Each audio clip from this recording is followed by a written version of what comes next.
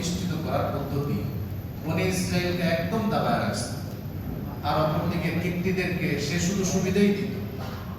এই বিষয়ে লম্বা আলোচনা আসছে যে সে এরকম করেছে ঠিক, কিন্তু আল্লাহ রাব্বুল আলামিন চেয়েছেন যে দুর্বল তাকে ক্ষমতা দিবেন আর যে সবল তাকে নামিয়ে দিবেন।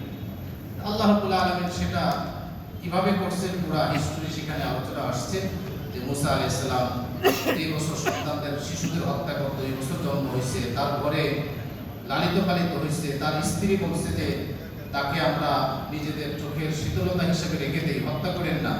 স্ত্রীর কথা তো আর মানুষ সহজে প্রত্যাখ্যান করতে পারে না, ফলে সন্তানকে তার ঘরে লালিত পালিত করেছে।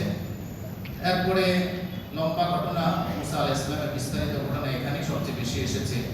আজকে তেলাওয়াতের মধ্যে আল্লাহ রাব্বুল আলামিন আরো ইরশাদ করেছেন, ইন্নাকা লা তাহদি মান আহবাবতা ওয়ালাকিন্নাল্লাহা ইয়াহদি মান ইয়াশা।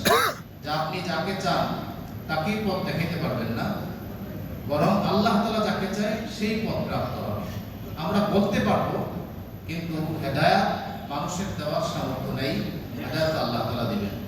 তেলাওয়াতের মধ্যে আল্লাহ রাব্বুল আলামিন তার কুদরতের কথা বলেছেন যে এই যে দিন আল্লাহ তাআলা দিয়েছেন, যদি আল্লাহ তাআলা চান কিয়ামত পর্যন্ত এই দিনকে প্রসারিত করতে, কারো ক্ষমতা নেই রাত তৈরি করার।